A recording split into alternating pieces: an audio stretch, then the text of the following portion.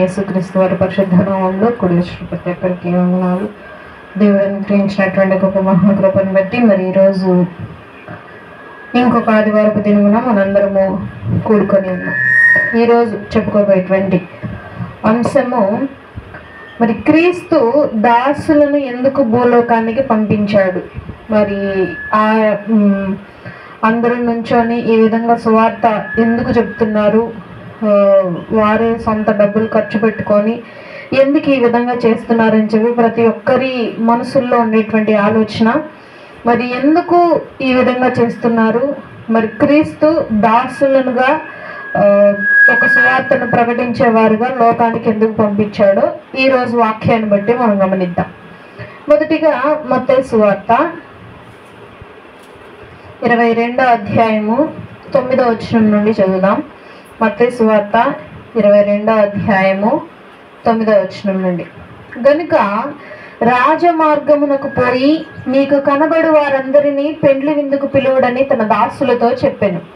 ఆ దాసులు రాజమార్గములకు పోయి చెడ్డవారినేమి మంచివారినేమి తమకు కనబడిన వారందరినీ పోగు చేసిరు గనక విందుకు వచ్చిన వారితో ఆ పెండ్లిశాల నిండెను.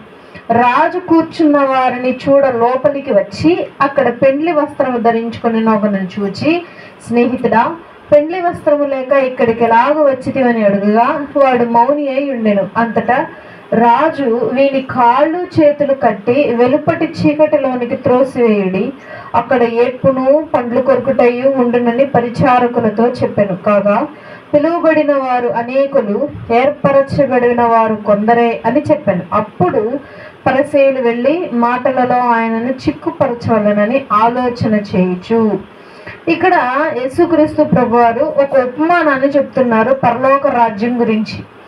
ఏంటా ఉపమానం అనంటే, పరలోక రాజ్యంలో ఒక విందు జరగబోతోంది త్వరలో. ఆ విందులో రాజు తన సేవకులకు ఒక ఆజ్ఞ ఇచ్చాడు. ఏంటి ఆజ్ఞ అంటే, వెళ్ళి రాజమార్గం దగ్గర, అంటే రాజు యొక్క ఇంటి బయట ఉన్న ప్రతి ఒక్క ప్రజల్ని మీరు తీసుకొని రండి, వాళ్ళందరినీ విందుకు పిలవండి అని చెప్పి పిలవగానే దాసులు ప్రతి ఒక్కరిని పిలవటం మొదలు పెట్టారు. ప్రతి ఒక్కళ్ళు ఇప్పుడు ఎవరైనా మనం ఎగ్జాంపుల్గా ఏదైనా విందు చేసుకోవాలి, ఏదైనా పెళ్లి జరుగుతుందంటే ఓన్లీ మన వాళ్ళే పిలుచుకుంటాం. అందరినీ పిలిచినా అందరూ వస్తారు, ఎంతమంది పిలిస్తే అంతమంది వస్తారు, ఎందుకంటే శుభకార్యం కాబట్టి. సో ఈ దాసులు రాజు యొక్క పెండ్లి విందు చేస్తున్నాడు అని చెప్పి వీళ్ళు ఆసక్తిగా అందరూ వచ్చేసారు. వాళ్ళలో మంచోళ్ళు ఉన్నారు, చెడ్డోళ్ళు ఉన్నారు, పాపులు ఉన్నారు, నీతిమంతులు ఉన్నారు. సో వాళ్ళందరూ కలిసి ఒకేసాలలో నిండిపోయారు ఆ పెండ్లి విందంతా. అప్పుడు రాజు వచ్చి వాళ్ళలో కొన్ని భేదాలు చూసి కొంతమందిని నరకంలోకి, కొంతమందిని విందులోకి కూర్చోబెట్టాడని చెప్పి ఇక్కడ ఉపమానం కనిపిస్తుంది.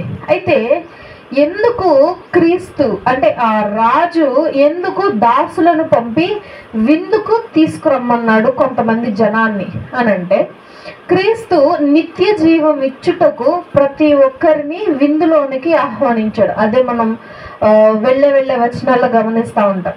క్రీస్తు అంటే రాజు, ఆ రాజు పెండ్లి విందు చేసేటప్పుడు కొంతమంది మాత్రమే ఆ విందులోకి వెళతారు, వారే ఏర్పరచబడిన వారు అని అంటారు. ఏర్పరచబడిన వారు కొందరే, పిలువబడిన వారు మాత్రం అనేకులై ఉన్నారు అని అంటారు. సో ఇంకా ఏ వచనాల్లో చూద్దాము, వేరే వచనాల్లో దాసులుగా ఎందుకు క్రీస్తు ఏ ఉద్దేశంతో దాసులను ఏర్పరచుకొని భూలోకానికి పంపించారు.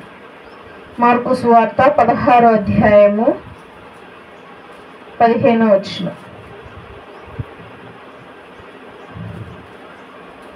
మార్కు సువార్త 16వ అధ్యాయము 15వ వచనం.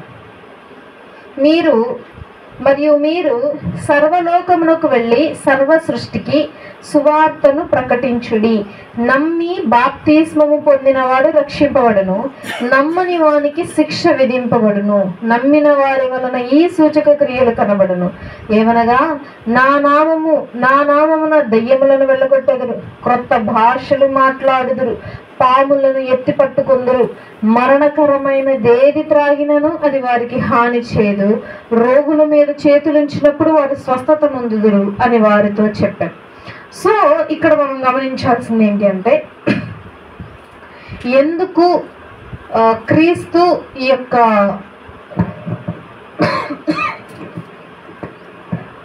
యొక్క దాసులను మరి తమ ప్రజల దగ్గరికి, తమ కుమారుల దగ్గరికి దేవుడు ఎందుకు పంపించాడు అని అంటే, మరి వారు నిత్య జీవానికి వెళ్ళాలి. నిత్య జీవానికి వెళ్ళే వాళ్ళందరూ కొంతమంది ఏర్పరచబడిన వారు మాత్రమే అని మనం చదివాం.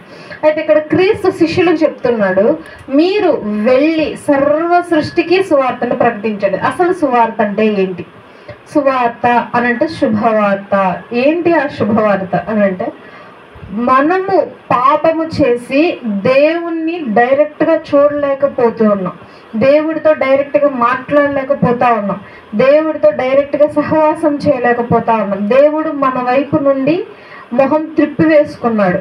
సో ఈ విధంగా జీవితాంతం అంటే మనం ఎల్లకాలము ఈ విధంగా దేవుడు మనకి వ్యతిరేకంగా ఉంటే మనము ఖచ్చితంగా నరకానికే వెళ్తాం, ఆయన రాజ్యానికి వెళ్ళలేం. నరకానికి వెళ్ళామంటే అగ్ని ఆరదు, పురుగు చావదు. సో అది వేదనకరమైనది. కాబట్టి అటువంటి వేదనకరమైన దాంట్లో మనుష్యులు వెళ్లకుండా ఉండటానికి దాసులను మన యొద్దకు పంపించడం జరిగింది.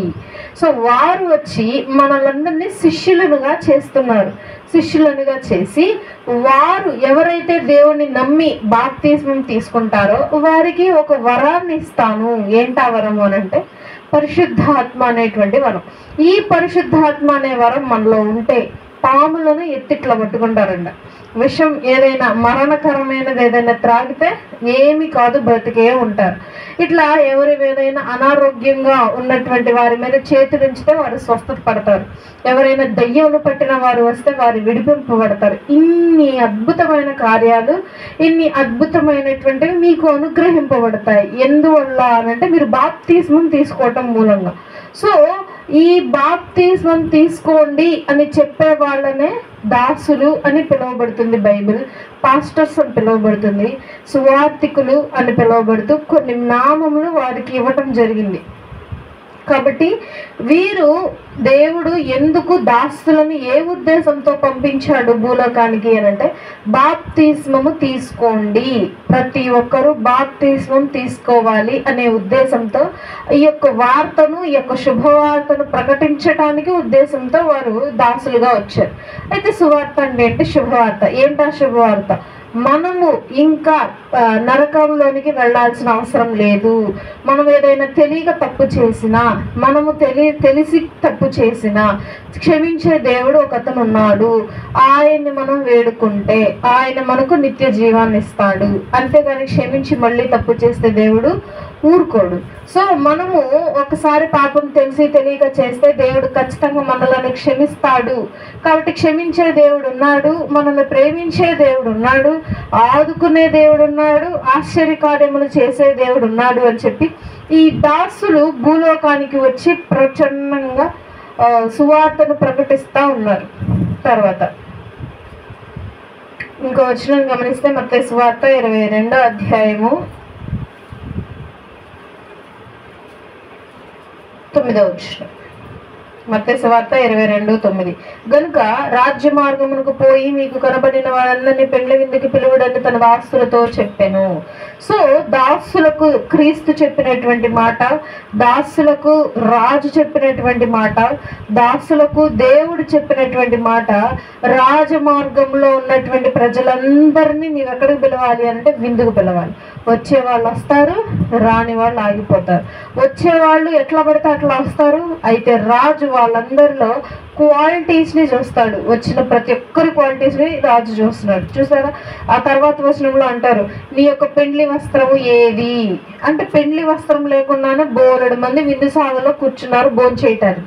సో పిలువబడిన ప్రతి ఒక్కరూ పరలోకానికి వెళ్ళరు. చర్చికి వెళ్ళే ప్రతి ఒక్కరూ పరలోకానికి వెళ్ళరు. వాక్యం బోధించే ప్రతి ఒక్కరూ పరలోకానికి వెళ్ళరు. పాటలు పాడే ప్రతి ఒక్కరూ పరలోకానికి వెళ్ళరు. బైబిల్ బాగా చదివే ప్రతి ఒక్కరూ పరలోకానికి వెళ్ళరు. జ్ఞానం ఉన్న ప్రతి ఒక్కరూ పరలోకానికి వెళ్ళరు. సో ఈ వీటిలో ఏంటి అని అంటే దేవుడు కొన్నిటిని ప్యూరిఫై చేస్తున్నాడు. ఆ ప్యూరిఫికేషన్ లో ఫస్ట్ స్టెప్ ఏంటి అని అంటే, నీకు పెండ్లి వస్త్రము ఉండాలి. పెండ్లి వస్త్రం అంటే ఏంటి అని అంటే తర్వాత వచనాల్లో ఉంటాయి. అది ఇంకో సబ్జెక్ట్ ఆల్రెడీ ఒకసారి కూడా చెప్పాను, పెండ్లి వస్త్రం అంటే ఏంటో. సో ఈ విధంగా పెండ్లి వస్త్రము ధరించుకుంటేనే నీవు రాజు విందులోకి వెళతావు. తర్వాత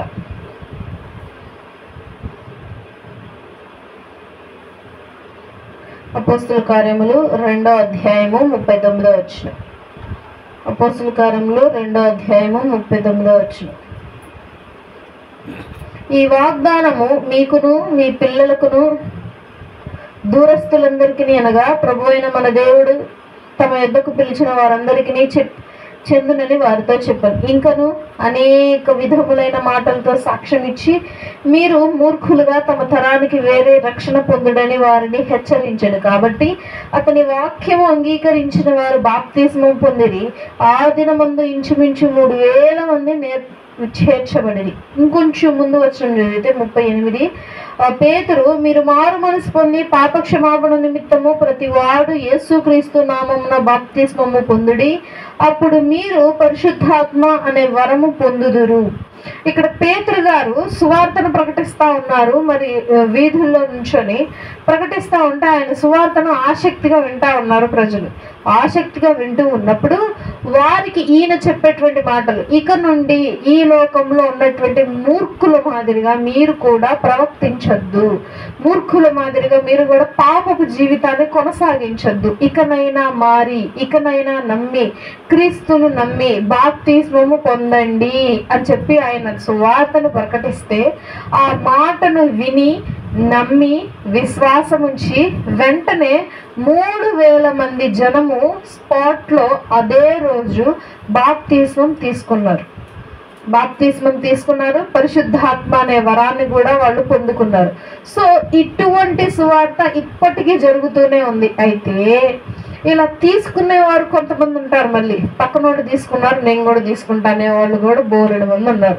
అందుకే యోహాను బాప్తిస్మం ఇచ్చేటువంటి యోహాను గారు బాప్తిస్మం ఇస్తుంటే గుంపులుగా వచ్చి బాప్తిస్మం తీసుకుంటా ఉంటారు. అప్పుడు అంటారు సర్ప సంతానమా అంటాడు ఆయన.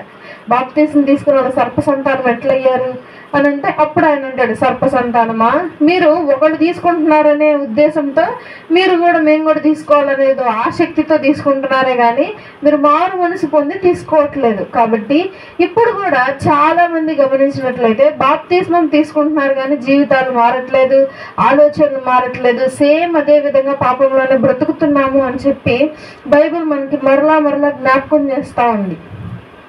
తర్వాత మత్తయి సువార్త 28వ అధ్యాయము, మత్తయి సువార్త 28వ అధ్యాయము 19-20 వచనాలు. కాబట్టి మీరు వెళ్ళి సమస్త జనులను శిష్యులనుగా చేయుడి, తండ్రి యొక్కయు కుమారుని యొక్కయు పరిశుద్ధాత్మ యొక్కయు నామంలోనికి వారికి బాప్తిసం ఇచ్చుచు నేను మీకు ఏ సంగతులను ఆజ్ఞాపించుతునో వాటన్నిటినీ గైకొనవలెనని వారికి బోధించుడి. ఇదిగో నేను యుగ సమాప్తి వరకు సదాకాలము మీతో కూడా ఉన్నానని వారితో చెప్పాను.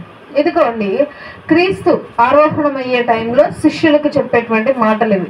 మీరు సమస్త భూలోకానికి వెళ్ళి సమస్త సృష్టికి మీరు సువార్తను ప్రకటించగానే వారు శిష్యులుగా మార్చాక వారికి బాప్తిస్మం ఇవ్వండి. ఎవరి నామంలో? తండ్రి కుమార పరిశుద్ధాత్మ నామంలో మీరు బాప్తిస్మం ఇవ్వండి. బాప్తిస్మం ఇచ్చాక వారు పరిశుద్ధాత్మ అనే వరాన్ని పొందుకుంటారు. తర్వాత లాస్ట్ వచనంలో గమనించినట్లయితే మనము ఇంకొకసారి చూద్దాం. లాస్ట్ వచనము మత్తయి సువార్త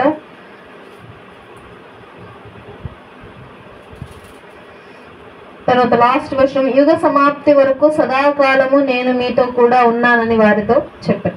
సో ఈ సృష్టి అంతమయ్యేంత వరకు నేను మీతోనే ఉంటాను అని చెప్పి దేవుడు సెలవిస్తా ఉన్నాడు.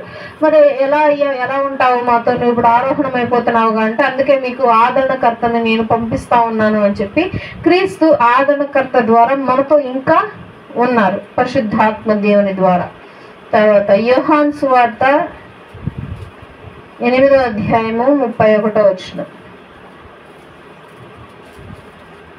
యోహాను 8:31-32. కాబట్టి యేసు తనను నమ్మిన యూదులతో మీరు నా వాక్యమందు నిలిచిన వారైతే నిజముగా నాకు శిష్యులయ్యుండి సత్యమును గ్రహించెదరు, అప్పుడు సత్యము మిమ్మును స్వతంత్రులుగా చేయునని చెప్పగా, ఇక్కడ ఎందుకు క్రీస్తుని నమ్మాలి, ఎందుకు దాసులు ఈ విధంగా ప్రకటిస్తూ ఉన్నారు అనేటువంటి దానికి ఎవరైనా చెప్పాల్సిన క్వశ్చన్, లైక్ ఈ క్వశ్చన్కి చెప్పాల్సిన ఆన్సర్ ఏంటి అని అంటే, నిజము తెలుసుకోవాలి, సత్యమును ఎరగాలి. సత్యం తెలుసుకుంటే ఏంటి లాభం అని అంటే స్వతంత్రులుగా మారుతారు. దేనికి స్వతంత్రం? మేము బాగానే ఉన్నాము, మేము కావాల్సింది తింటున్నాము, కావాల్సినట్టుగా బ్రతుకుతున్నాము, కావాల్సినంత డబ్బు సంపాదిస్తున్నాము, మాకు ఇష్టం వచ్చినట్లే ఉన్నాము, ఇప్పటికీ స్వతంత్రంగానే ఉన్నాము, మేము ఎక్కడ ఎవరికి బందీలుగా లేము, దాసులుగా లేము కదా అని మనం అనుకోవచ్చు. అయితే అట్లాంటి దానికి కూడా దేవుడు ఆల్రెడీ బైబిల్లో మన కొరకు ఒక వాక్యాన్ని రాయించారు. అదే విధంగా కిందకు వస్తే చూడండి, మనలాగానే ఆలోచించినటువంటి యూదులు కనిపిస్తారు ఇక్కడ. 33వ వచనం, మత్తయి సువార్త, యోహాను సువార్త 8వ అధ్యాయం 33వ వచనం. వారు, మేము అబ్రహాము సంతానము, మేము ఎన్నడూను ఎవనికి దాసులమై ఉండలేదే, మీరు స్వతంత్రులుగా చేయబడుతునని ఎలా చెప్పుచున్నామని ఆయనతో అనిరి. సో మేము యూదులము, దేవునికి బాగా ఇష్టమైన ప్రజలము, మేము ఎప్పుడు ఎవరికి దాసులై ఉండలేదే, నువ్వేంటి మరి దాసులై ఉండకూడదు, అందుకని మీరు సత్యం తెలుసుకోవాలి అని అంటావు అంటే మీరు ధర్మశాస్త్రమును బాగా పట్టించేటువంటి వారు. అప్పుడు క్రీస్తు అంటున్నారు. అందుకు యేసు, పాపము చేయు ప్రతివాడును పాపమునకు దాసుడని మీతో నిశ్చయముగా చెప్పుచున్నాను. దాసుడు ఎల్లప్పుడును ఇంటిలో నివాసము చేయడు, కుమారుడు ఎల్లప్పుడును నివాసము చేయును. కుమారుడు మిమ్మల్ని స్వతంత్రులుగా చేసినట్లా మీరు నిజముగా స్వతంత్రులై ఉందురు. మీరు అబ్రహాము సంతానమని నాకు తెలియను, అయినను మీలో నా వాక్యమునకు చోటు లేదు గనుక నన్ను చంప వెదుకుచున్నారు. అప్పుడే స్టార్ట్ చేస్తాడు దేవుడు, నన్ను మీరు చంపేస్తారు, మీలో ఒకడే నన్ను చంపేస్తాడు అని చెప్పి. సో క్రీస్తు చెప్పేటువంటి మాట ఏంటి అంటే, అయ్యా ఈ విధంగా మేము సత్యాన్ని తెలుసుకుంటే స్వతంత్రం అవుతామని చెప్తున్నాం. ఆల్రెడీ మేము స్వాతంత్రంలోనే కదా ఉన్నాము, మేము ఎవరికి ఇప్పటిదాకా దాసులుగా ఉండలేదు అని చెప్పి యూదులు క్రీస్తుతో అంటే, అప్పుడు క్రీస్తు అంటున్నాడు, పాపము చేసే ప్రతి ఒక్కడు పాపమునకు దాసుడే. చూడండి, బాగా గమనిస్తే ఒక అబద్ధాన్ని చెప్తున్నాం ఎగ్జాంపుల్గా, ఆ అబద్ధాన్ని కప్పిపుచ్చడానికి 1000 అబద్ధాలు ఆడతాం. సో ఆ అబద్ధానికి మనము దాసులమే. ఏదైనా దొంగతనం చేసాం, ఆ దొంగతనాన్ని కప్పిపుచ్చడానికి కొన్ని తప్పులు చేయాల్సి వస్తుంది. కాబట్టి ఎప్పటికీ మనము పాపము గనుక చేస్తే ఆ పాపమునకు మనము దాసులమే ఎప్పటికీ.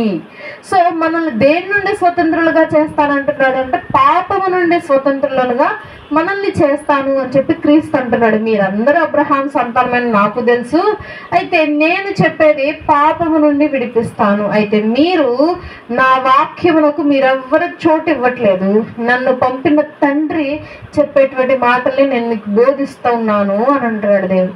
అయితే చాలా మంది క్రీస్తు చెప్పినటువంటి మాటలు క్రీస్తును అంగీకరించరు. ఎవరైతే క్రీస్తును అంగీకరింపడో వాణ్ణి కూడా తండ్రి అంగీకరింపడు పరలోకానికి వెళ్ళటానికి. ఎవరైతే క్రీస్తును అంగీకరిస్తారో వాళ్ళని కూడా తండ్రి అంగీకరిస్తాడని బైబిల్లో స్పష్టంగా ఉంది. కాబట్టి ఇంకా చాలా మంది ఇంకా యెహోవా సాక్షులని, యెహోవా భక్తులని, ఇంకా క్రీస్తుని నమ్మని వారు క్రీస్తు దూత అని చెప్పి, క్రీస్తు దేవుడు కాదు, క్రీస్తు మనిషి, ఈ విధంగా నమ్ముతా ఉన్నారు. అట్లాంటి వారిని దేవుడు చేయి విడిచేస్తాడు అని చెప్పి దేవుడు స్పష్టంగా బైబిల్లో తెలియజేస్తున్నారు. తర్వాత అపోస్తుల కార్యములు 1వ అధ్యాయము 8వ వచనం. అయినను పరిశుద్ధాత్మ మీ మీదకి వచ్చినప్పుడు మీరు శక్తి నొందుదురు గనుక మీరు యెరూషలేములోను యూదా సమరయ దేశముల అన్నంతటను భూదిగంతముల వరకును నాకు సాక్షులు ఇందురని వారితో చెప్పాను. ఎప్పుడైతే పరిశుద్ధాత్మ దేవుడు ఒకరి మీదకి వస్తారో వారిలో నుండి కొన్ని సూచక క్రియలు బయటపడతాయి, వారు దేవునికి గొప్ప సాక్షులుగా నిలబడతారు అని చెప్పి బైబిల్ సెలవిస్తా ఉంది. సో ఇప్పుడు వచ్చేటువంటి పరిశుద్ధాత్మ చాలా వింతగానో వెరైటీగానో ఉంటది. ఓన్లీ ఇట్లా టచ్ అంటేనే ఏదో ఒక రోగం పోతా ఉంటది, వేరొక విధంగా గంతులు వేస్తూ గేలి చేస్తూ అల్లరి పాలుగా చేస్తా ఉన్నారు కొంతమంది. దానిని పరిశుద్ధాత్మ దేవుడు ఆవహించటం అని అంటున్నారు. సో పరిశుద్ధాత్మ దేవుడు ఎప్పుడు అల్లరికి కర్త కాడు, సమాధానమునకు కర్త అని బైబిల్ ఆల్రెడీ చెప్తా ఉంది. కాబట్టి పరిశుద్ధాత్మ దేవుడు కనుక మనలో వస్తే, మనలో ప్రవేశిస్తే, మన మీద కుమ్మరింపబడితే, ముందే చదువుకున్నాం మనం, పాములు ఎత్తిపట్టుకుంటారు. విషపూరకమైనది లేదా ప్రాణమునకు హాని చేయదగినది ఏదైనా మనము త్రాగిన ఎడల మనకి ఏమీ కాదు, మనము ఇంకొకరిని స్వస్థపరుస్తాము, దెయ్యములను వెళ్ళగొడతాము అని చెప్పింది. సో ఇటువంటి సూచక క్రియలు చేయబడతారు ఎప్పుడైతే పరిశుద్ధాత్మ దేవుడు మన మీద కుమ్మరింపబడతాడు. తర్వాత మత్తయి సువార్త 24వ అధ్యాయము 14వ వచనం.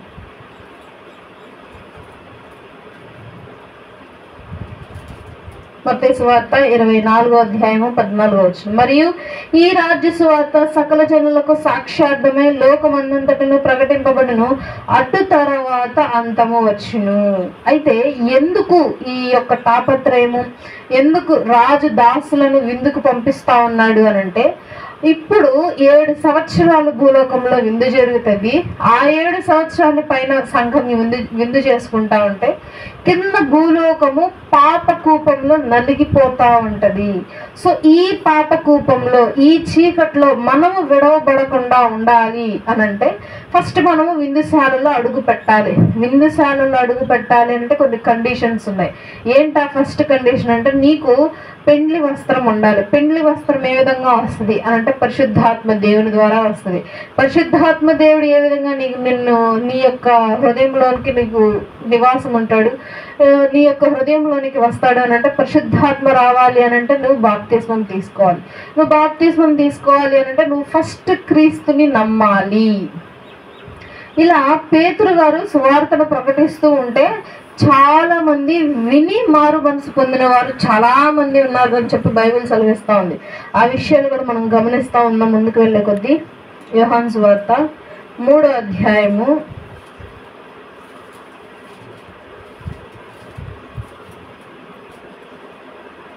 3వ అధ్యాయము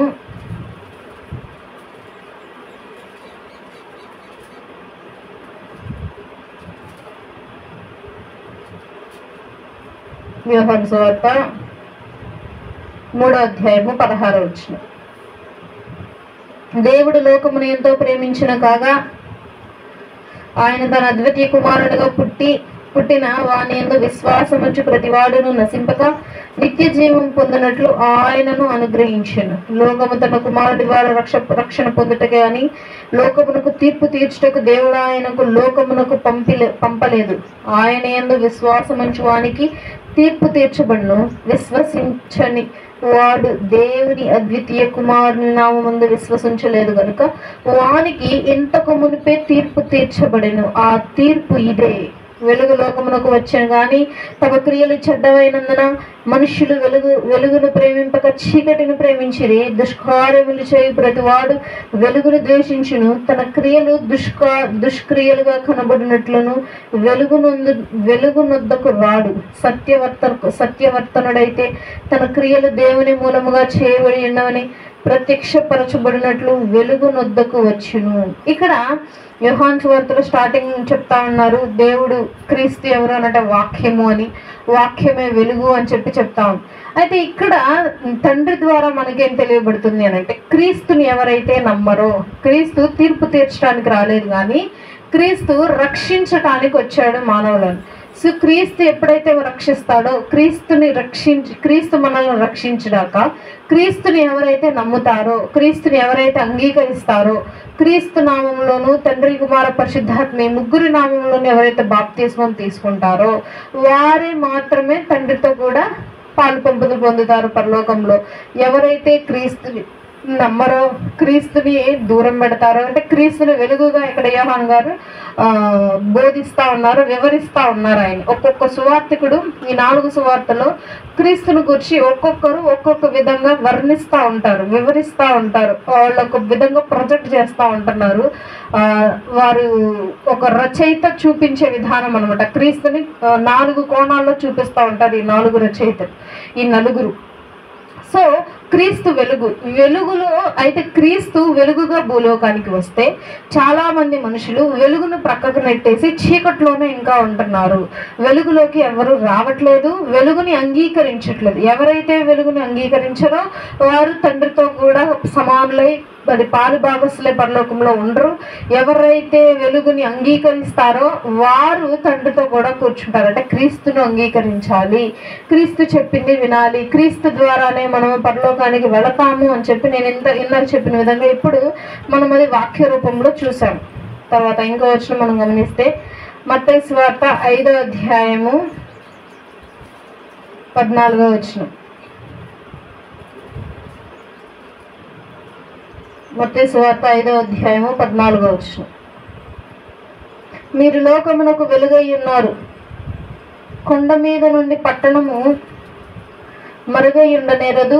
మనుషులు దీపము వెలిగించి కొంచెము కింద పెట్టరు, కానీ అది ఇంట నుండి వారందరికీ వెలిగించుటకై దీపస్తంభము మీదనే పెట్టుదురు. మనుషులు మీ సత్క్రియలను చూచి పరలోకమందున్న మీ తండ్రిని మహిమపరచునట్లు వారి ఎదుట మీ వెలుగును ప్రకాశింపనీయుడి.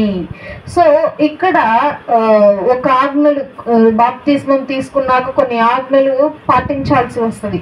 ఏంటి అని అంటే క్రియలేని విశ్వాసము, సత్క్రియలు లేని విశ్వాసము మృతము అని చెప్పి పౌలు గారు చెప్తా ఉన్నారు.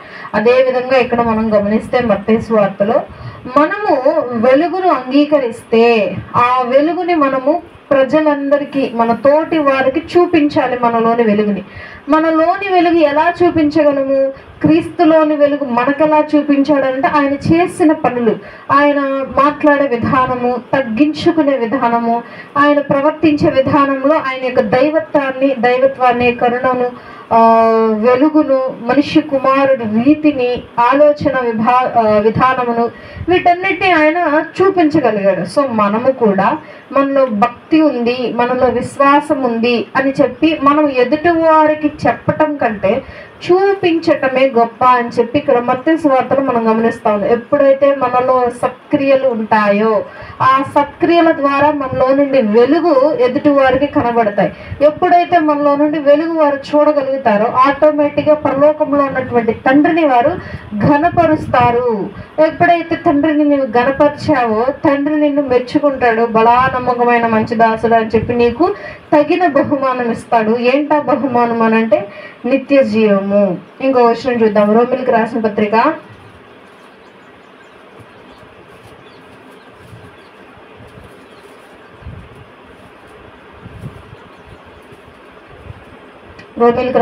10వ అధ్యాయము 13 నుండి 15 వచనాలు. ఎందుకనగా ప్రభువు నామము బట్టి ప్రార్థన చేయువాడెవడో వాడు రక్షింపబడను.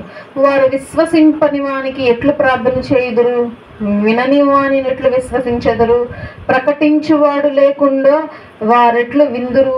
ప్రకటించువారు పంపబడని ఎట్లు ప్రకటించెదరు? ఇందు విషయమై ఉత్తమమైన వాటిని గూర్చిన సువార్త ప్రకటించు వారి పాదములెంతో సుందరములైనవని వ్రాయబడి ఉన్నది. అయినను అందరూ సువార్తకు లోబడలేదు. ప్రభువా, మేము తెలియజేసిన సమాచారం ఎవడు నమ్మను అని యెషయా చెప్పుచున్నాడు కదా.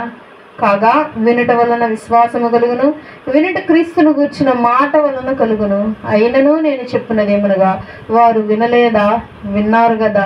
వారి స్వరము భూలోకమందంతటిని, వారి మాటలు భూదిగమంతముల వరకును బయలు వెళ్ళును. మరియు నేను చెప్పినదేమనగా ఇశ్రాయేలీయులకు తెలియకుండెనా జనము కనిన వారి వలన మీకు రోషము పుట్టించదను, అవివేకమైన జనుల వలన మీకు ఆగ్రహము కలుగజేతునని మొదట మోషే చెప్పుచున్నాడు.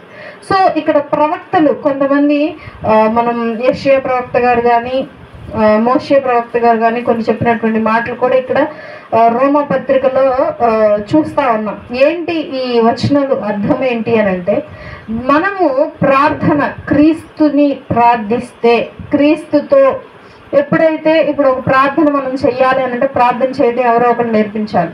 మనం దేవుణ్ణి నమ్మాలంటే దేవుణ్ణి నమ్మాలి అని చెప్పి ఎవరో ఒకరు వచ్చి చెప్పాలి. సో మనము నిత్య రాజ్యానికి వెళ్ళాలి అని అంటే నిత్య రాజ్యం ఎక్కడుందో మనకు ఫస్ట్ తెలియాలి, దాన్ని నమ్మాలి, అప్పుడే వెళ్ళగలం. సో కాబట్టి ఈ విధంగా దాసులందరూ మీ మీదకు పంపబడిరి, మీ యొద్దకు పంపబడిరి. కాబట్టి యెషయా గారు ఒక ప్రవచనం లాగా చెప్తా ఉన్నారు, సువార్త చెప్పేటువంటి వారి పాదములు ఎంతో రమ్యమైనవి, ఎంతో సుందరమైన పాదములు అని చెప్పి ఇక్కడ రోమపత్రికలో యెషయా గారి ద్వారా రాయబట్టం మనం గమనిస్తా ఉన్నాం. సో ఇక్కడ క్రీస్తుని ప్రకటించేవారు, క్రీస్తు దాసులు, రాజు పంపినటువంటి దాసులు మరి గొప్ప వెలుగుగా ఉండి ఆయన విశ్వాసమును ప్రతి ఒక్కరికి తెలియజేస్తా ఉన్నారు, కలుగజేస్తా ఉన్నారు. అందుకే కొంతమంది వింటున్నారు, కొంతమంది వినట్లేదు. అందుకే ఇక్కడ వాక్యం కాగా నమ్మిన వారే స్వస్థత పొందుతారు, కాగా వినుట వలన విశ్వాసం కలుగును, వినుట క్రీస్తు వలన మాట వలన మాత్రమే కలుగును. అలాగే పేతురు గారు ఇందాక చూసాము, ఆయన ఓన్లీ జస్ట్ సువార్త ప్రకటిస్తా ఉన్నాడు అంతే. ఎవరైతే మీ యొక్క మూర్ఖపు చేష్టలు వదిలేయండి, మీ పాపపు చేష్టలను వదిలేసి వెంటనే బాప్తిస్మం తీసుకొని పరిశుద్ధాత్మ అనే వరాన్ని పొందుకోండి అని చెప్పి జస్ట్ ఆయన మాట ద్వారా చెప్పాడు. వారి అక్కడ ఉన్నటువంటి 3,000 మంది ప్రజలు వెంటనే ఆ మాటను స్వీకరించి అంగీకరించి దాని మీద విశ్వాసం ఉంచి వెంటనే వారు బాప్తిస్మం తీసుకున్నారు. ఒక్క రోజులో 3,000 మంది బాప్తిస్మము అక్కడ తీసుకోవటం జరిగింది. కాబట్టి వినుట వలన విశ్వాసం కలుగును, వినిన వెంటనే బాప్తిస్మం తీసుకొని దేవుని అంగీకరించేవారు ధన్యులని కూడా బైబిల్ చెప్తా ఉంది. తర్వాత ఇంకొక వచనాన్ని మనం గమనిస్తే 2 కొరింథీయులకు రాసిన పత్రిక 5వ అధ్యాయము 17వ వచనం, కాగా ఎవడైనను క్రీస్తు నందున్న ఎడల వాడు నూతన సృష్టి, పాతవి గతించెను, ఇదిగో క్రొత్త ఆకాశమాయను. సమస్తమును దేవుని వలనైనను ఆయన మనలను క్రీస్తు ద్వారా తనతో సమాధానపరుచుకొని ఆ